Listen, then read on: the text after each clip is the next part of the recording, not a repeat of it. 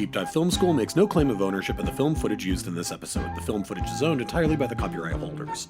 Also, we're going to spoil the hell out of this movie, so this is your warning. Welcome to Deep Dive Film School! This week, we're going to end out our No Capes Festival with Edgar Wright's 2010 masterpiece, Scott Pilgrim vs. the World. Let's dive on in! Da, da, da, da.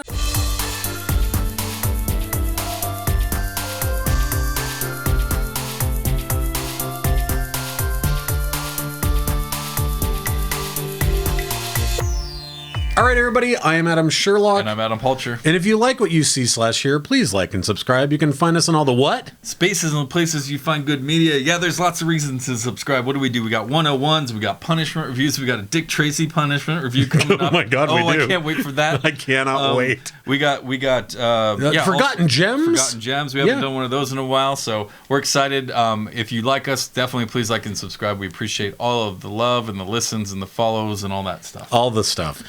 So this is really the last of, this is the last one. And this is a special movie, if you ask me. Now, I think it depends on the generation you come from, whether this is a special movie or not. I mean, from literally frame one and the Universal logo and how he treats the logo to the very end of the movie is a wild ride. Honestly, there's so much to talk about this movie. Yes. I hope we can fit it all in because there's just so much amazing writing. The ensemble cast that had this many people in it. So many people are in this. We got Michael Cera, Mary Elizabeth Winstead, Kieran Culkin, Anna Kendrick, Allison Pill, Jason Schwartzman, Aubrey Plaza, Ellen Wong, Chris Evans, and just a myriad of others. Too many to list. Just so many people in this movie. Yes. And, 10 years ago, this movie is 10, 11 years old now. Yeah. Half of those people weren't really anyone. Yeah. Which is kind of funny. Half of them are now in Marvel movies. Half of them are superheroes. Captain America and Captain Marvel are both in this movie. And a Superman. Yeah, and Brandon Routh, Superman. Yeah. Also, Michael Cera played Robin, the voice of Robin in the Lego Batman movie. Boom. So many. So they all grew up to become superheroes. Well, let's do this first. Let's start off with the origin story here, which is that Scott Pilgrim, the graphic novel series, was written by Brian Lee O'Malley. O'Malley was inspired to create the series basically because he wanted to make a manga-style superhero comic that was about a kid in an indie rock band, and it was also about relationship issues, but it was also completely couched within the world of video game. Growing up as a gamer, yeah. Well, video game dueling. Right? Like there are layers and layers and layers to what he did when he started this. It is worth mentioning, too, that the name Scott Pilgrim actually comes from the Canadian band Plumtree. They had a song called Scott Pilgrim. And he wears, that's how many Easter eggs are in this movie. So many Easter eggs, But it's just, he wanted this manga-style dueling story about a kid who plays bass in an indie band in Canada. Right, and it works. It's this weird amalgamism of I would probably say it's more of a video game movie than a comic book movie, even though it's technically from a graphic novel, and it has that feeling to it because you see the bangs and the pows just like you would in Batman or whatever, or something like that. But then I don't think I realized until I saw this movie and really thought about it this time how nostalgic I am for video game noises in particular. Oh my God, right. Those 8-bit sounds. Songs from Zelda and a variety of other things. But in our generation, who grew up playing Nintendo and Sega and Mortal Kombat and Guitar Hero, all of these 7 evil X's that he has to battle in this movie, there's all those little Easter eggs and tie-ins, and I guarantee there's hundreds more that I don't know about or am thinking about. Even down to the name of Scott Pilgrim's band, the Sex Bob-omb. But and the Bob-omb, right? It's from Super Mario Bros. Yeah. It's it's this funny, weird turn of phrase of Bob-omb, right? And that they named their band after that. There's so many fucking awesome in this movie. And now, I was reading an interview with Edgar Wright about this movie, and he said that he wanted to treat it like a musical, but instead of breaking out into song, they break out into fighting. And so I think I could totally see it, right? You could see it, especially if you wrap it around the different types of video games, whether it's the Tony Hawk or it's Guitar Hero or it's Mortal Kombat or Tekken or what any of these like fighting games that we grew up playing. And man, what a brilliant idea for a graphic novel and a movie. The Seven Evil X's, you know, after a while, the charm of that maybe wears off a tad bit because you're like, okay, you know, what are they going through? And of course, they kind of speed it up a little with the twins and the lesbian affair. That one, like, is pretty in or out, but there's a couple choice fight scenes here. The mystical vegan is definitely an amazing one. God, we will get to that. Obviously, Chris Evans is incredible. Yeah. And I think that one of the things I found really interesting is that, you know, there have only really been, in its own way, this movie is for a no capes festival. This is the closest to being a comic book movie of the entire fest because it does something. So the proper industry term is gutters, but we know them as panels, right? The gutters are the white lines in between the panels. Yep. Most movies that are based upon comic books leave all that out. Yeah. And there have been a couple of attempts throughout history to use those gutters in a way that actually pushes the story along. But never as good as this movie does. I think two early examples, one good and one bad. The good one would be, we saw this a lot in George Romero's Creep Show, and Creep Show 2, where it would sort of move along to like a meanwhile, and you'd have a little meanwhile up above, and we would move to a new panel. And then, bless his heart, Ang Lee really tried to do the same thing with the original Hulk movie. There are a lot of Eric Bana one? Yeah, there's a lot of panel shifts in it. And you go, I know you were trying to do a thing, but it doesn't work within the world that you built. It doesn't work at all. It is kind of interesting that it took Hollywood that long to grasp this whole other world of graphic novels and comic books, right? Completely. Because, you know, of course we had Superman in the 70s and Batman, the Jack Nicholson one, the Tim Burton one, but like, other than that, true superhero movies, they didn't really exist before the 80s, right? Yeah. And so, but at the same time, you have literally libraries of storyboards already drawn out for you that millions of people love. Yeah, that have a pop culture attachment to it. And if you do, anyways, but it's just kind of funny. Well, it's because it was considered to be this lowbrow art form, right? And so they were like, nah. Yeah, but storytelling is storytelling. I completely agree with you. So, like, anyways, obviously it came to realization, and it's a huge thing now. And I love that we're doing this festival because it truly.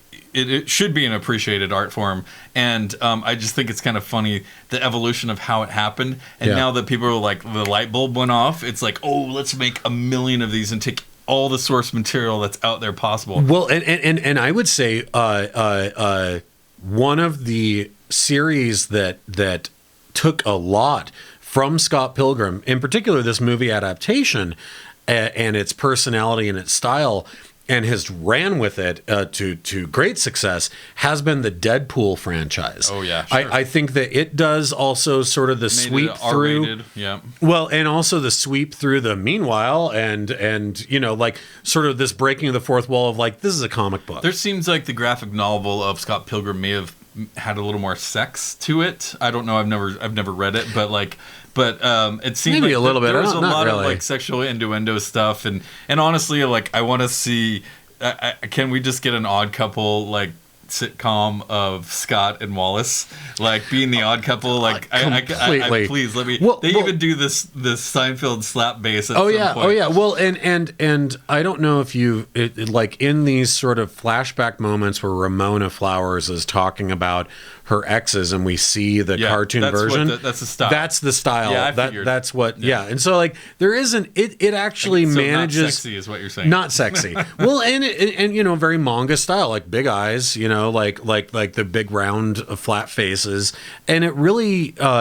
it's an interesting thing that you have to do to take something that looks that cutesy that then is like not full on raunchy, but is definitely like, our very first thing here is that like Scott's dating a high school girl and he's 22. But he's bragging about it. Right. But also they haven't even gotten to third base. They haven't kissed yet. Right. And so it's like, there is an childish version of that. And so on one hand, there's innocence. On the other hand, Scott is, for all intent and purpose, a douchebag, right? Like, he's not a great guy.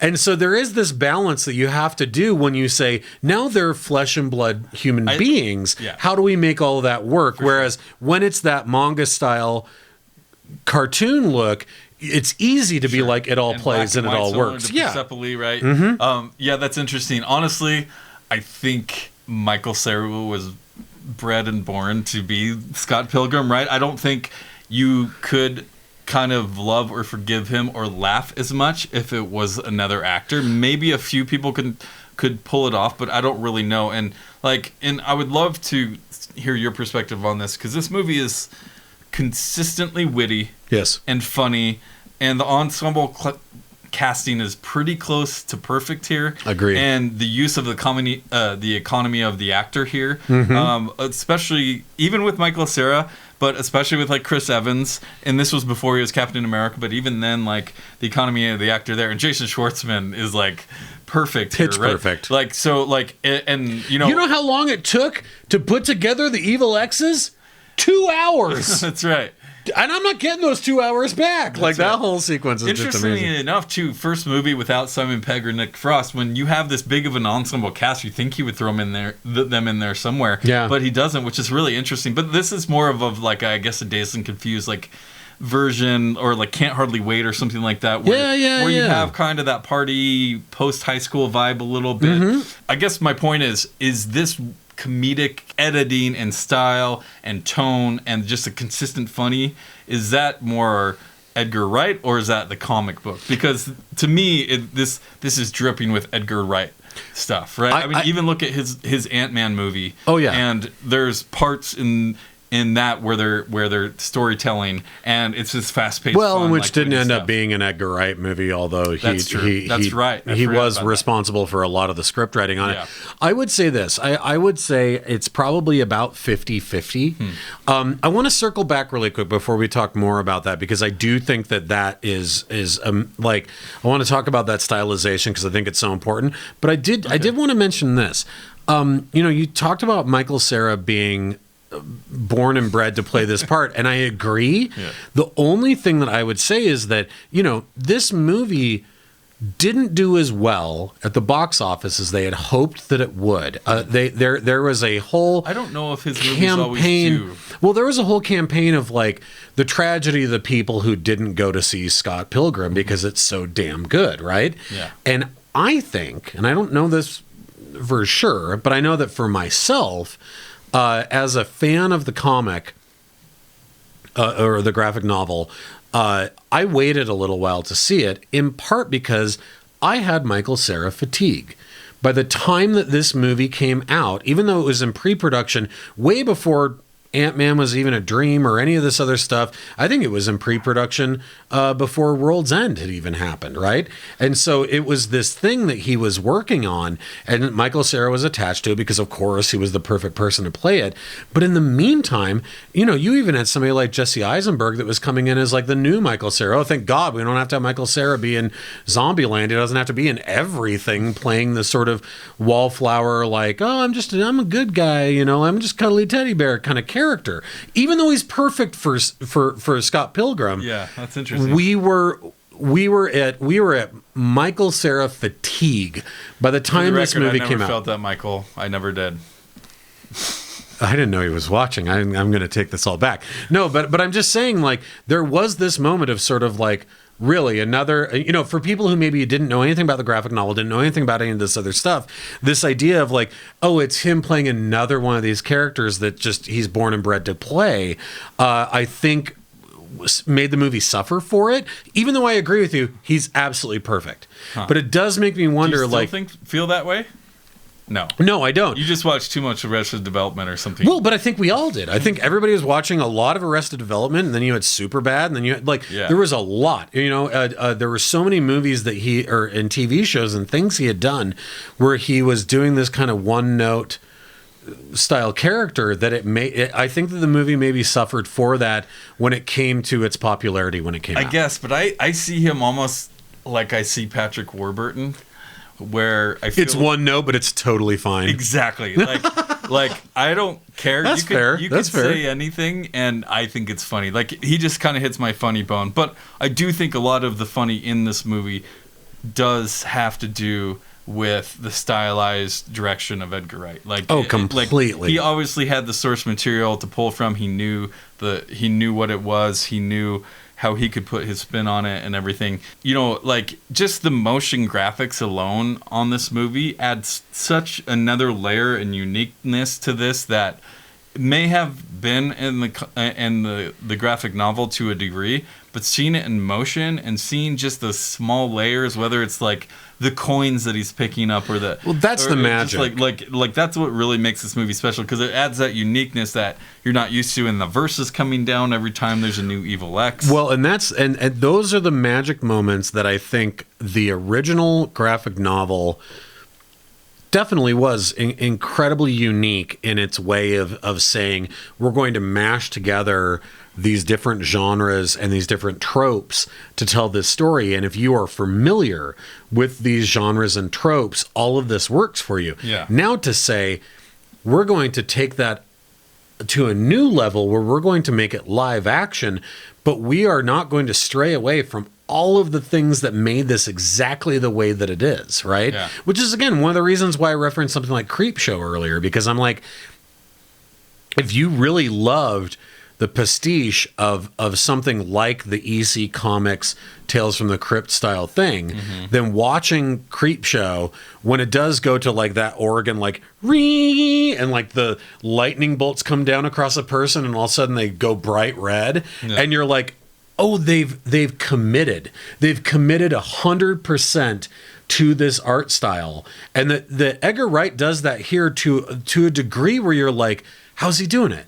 How the hell is he doing it? Yeah. He just keeps doing it. Like, these flying jump kick fights and like the swords and like... and having the history of video games to pull from, like even the Nega Scott at the end, where it's the opposite, like the Dark Superman, or he's pretty cool. Yeah, but yeah. Turns out he's pretty cool. Yeah, we're going to get lunch tomorrow next. No, yeah, we made up. But like just those little elements visually that you may take for granted when you watch a normal movie, that it's just not in there or something like that. And I don't know, pretty interesting. And especially for it being based around a self-centered person, right? Like the whole thing. And just like, yeah, I get why we're following this guy because it's Michael Cera and this movie's funny and everything. But like, I think it kind of has to be Michael Cera because that's the guy that's the guy you can root for, right? That's the linchpin, because he is kind of a douche, right? Like he is shallow, he's self-centered, he's dating a... Knives Chow,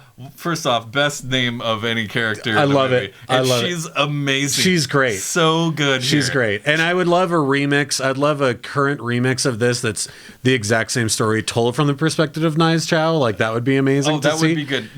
Something I thought of as well, you say another version, but I thought about, okay, so this was made for probably someone close to our age and our generation. We're in our early 40s.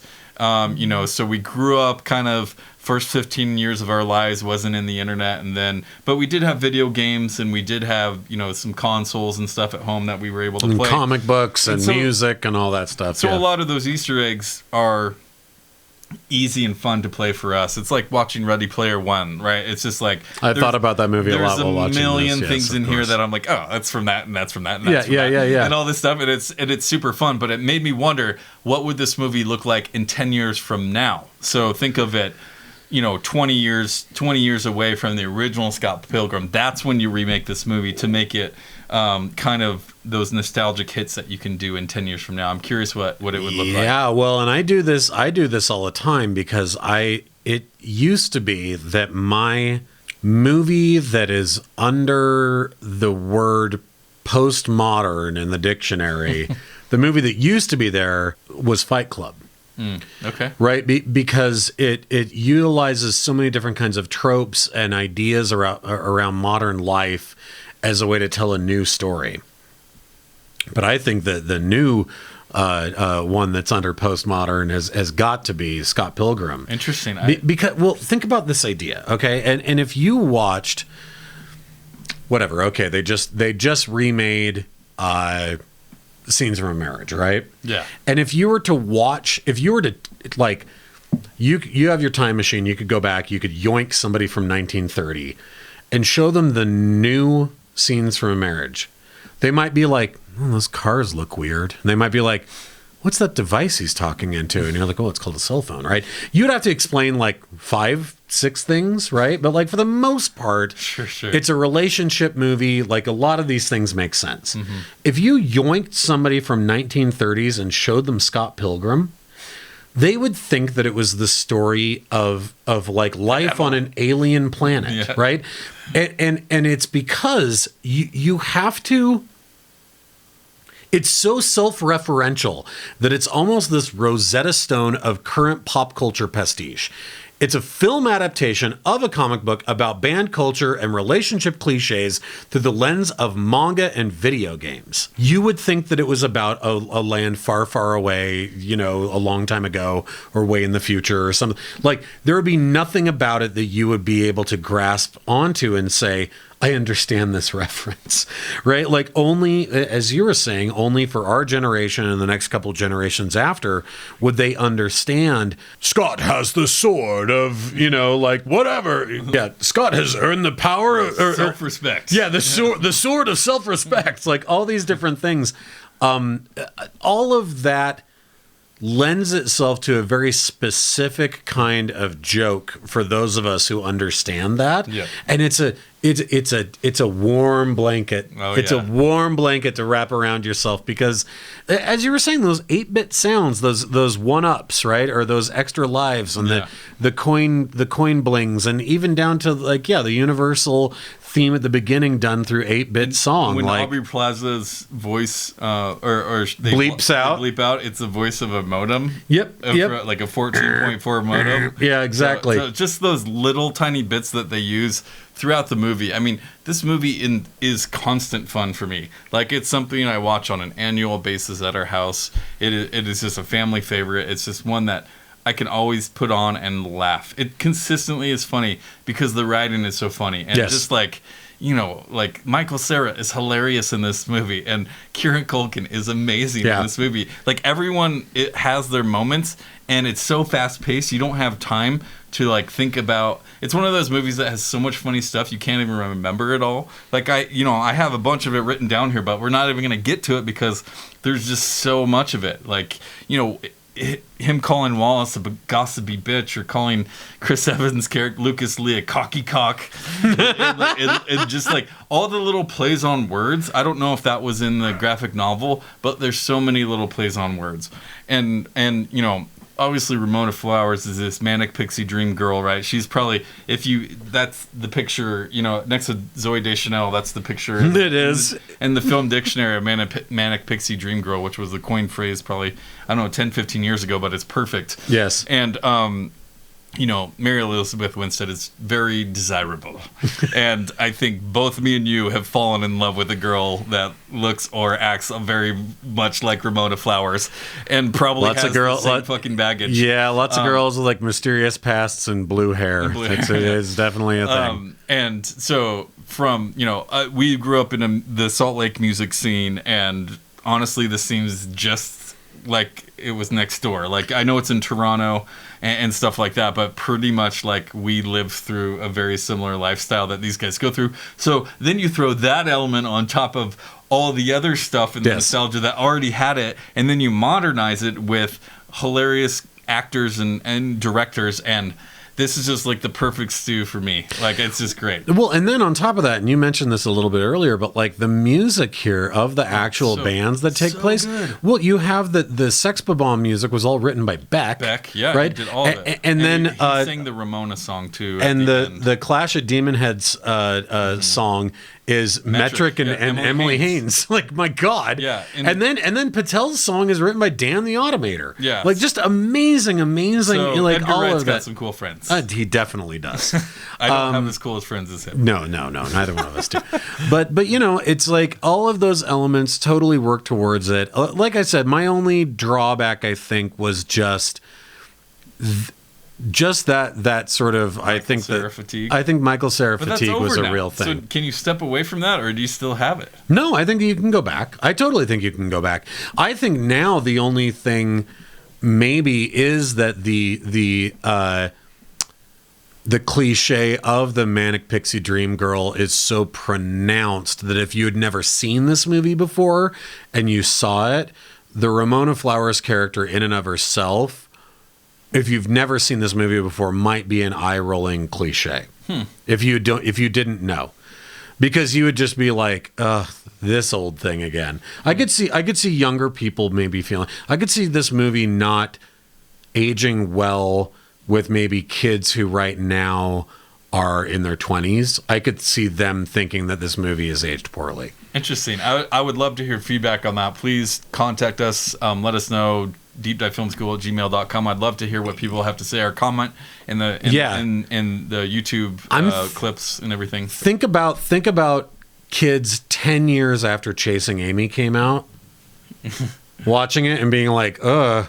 But at the time, yeah. At the time, it had this thing. I think this will age fine, and maybe not for the younger generation, but there will always be a cult of Scott Pilgrim that is going to follow. I agree with that. And love this movie. I agree because with that. there's a whole generation that does understand that shit and gets a kick out of it. And I guess I wasn't tired of any of those. I just let this movie wash over me because it's.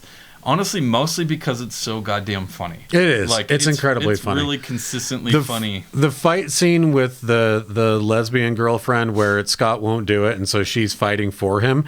Amazing choreography that somehow manages to be funny and also very visually pleasing at the same time. That kind of stuff is like what I love. If you realize this, but Matthew Patel, the very first X, is the only X that he fights by himself.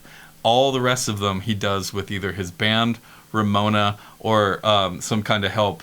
The Chris Evans Lucas Lee one, he doesn't really fight him. He just dares him. No, he just gets his ass kicked, and then he dares him to do something. He doesn't individually take anyone down except for Matthew Patel. So that's kind really of interesting.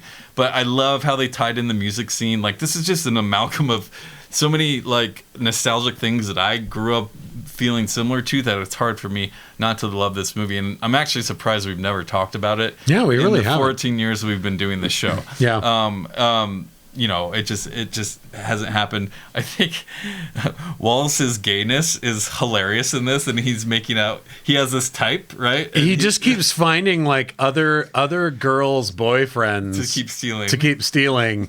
And his bed just gets more and more crowded. It's so good. But I love that they kind of all sleep in his bed, including Scott. Like, Scott just doesn't have a bed. He's too selfish to have a bed. Yeah. I don't know. Yeah. Broke or stupid. Amazing. But I don't know. I've been at a point in my life where I don't know. Just guys are dumb, right? Like, guys are dumb, especially in their 20s, so their early 20s. Like, I didn't think about like stuff that should be way more important until I was older and a little more mature, right? Yeah. You're just not at that part. It's depending on how you grew up. You just kept pushing the Easy Mac down the drain and didn't know why the drain hole smelled bad. Example. Yeah, we lived together when we were in our early 20s. Yeah, there's lots of stories there.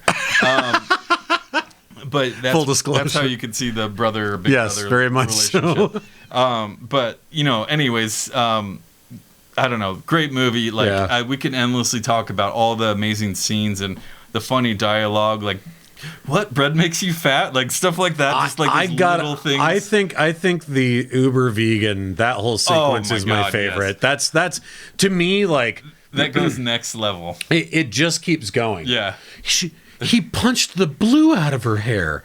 Like, that whole sequence is so funny. And then when Thomas Jane shows up as the vegan police and take his powers away, like, all of that stuff to me, I was like, That will Gelato's not never vegan. stop being funny. Chicken Parmesan's not vegan. Yeah, chicken Parmesan's Just not the fact vegan. that being vegan gives you special powers Yep. is just such a dig. It's It's amazing. It's yeah. so good. Very, very funny movie. But yeah, like I said, they're all in 20s and they're drinking and they're selfish, and Scott has obviously not great history with relationships, and he's like, as soon as Ramona's in the picture, he could care less about Knives. But this movie actually is super important. Like, Knives is a very important character in this, right? For him kind of realizing, and when he gets the power of self-respect. Yes. It's because he finally realizes. Do you have a fight that's your favorite out of the 7 Evil X's? Is it the Brown and Routh one? No, I think that sequence is deeply, deeply funny. I think my favorite fight is with the lesbian ex. Okay. In part because in the beginning, Scott doesn't know what's happening. Like he is not. It has not occurred. And again, not that this ages it poorly. Not the one in the street, but the one where Ramona fights Yeah. for him. In the club. Not because this ages it poorly, but just to show that in, what was this, 2010 that this was made? That in 2010, a guy would be shocked to find out that his girl had an ex that was also a girl. I think it's kind of funny to think about now, where you're like, That's true. "Oh, you sweet summer child." It's not that strange of a thing at all. He's obviously a bit ignorant. He even asked Knives Chow, he's like, "Are you even supposed to date outside your race?" I know. And again, this is the Michael Cera power because the character itself is pretty and could be really insufferable and isn't because it's Michael Cera. Yeah. But that I think that fight sequence, obviously the end fight sequence against Jason Schwartzman is amazing. That's what I was kind of getting but at. I think where she's fighting for him with his fists is absolutely hilarious and so very fun to watch. Yeah. Very interesting to watch. And he's very over fighting exes at that point, too. Yeah, he doesn't want to do it Seriously, anymore. no more, please. Yeah. Amazing movie. Something that again, like I said, is an annual rewatch, and there's so much, to me, close to a perfect movie for me personally. I'm the target audience here, or at least a big part. One of the target audiences. Yeah, there's a lot going on. Oh yeah, in this movie. So, anyways, cool idea for a fest, and I was glad we did it. So, thanks everyone for listening and watching through the fest with us. Hope you watched along. Please like and subscribe. We have new episodes every episode or two every week whenever we can get them out, and we're excited to keep going on this journey. We got some Halloween stuff. We got a punishment review of Dick Tracy coming up. Be ready for that. Can't wait for that. And we will see you all next week. Bye, you guys. See ya.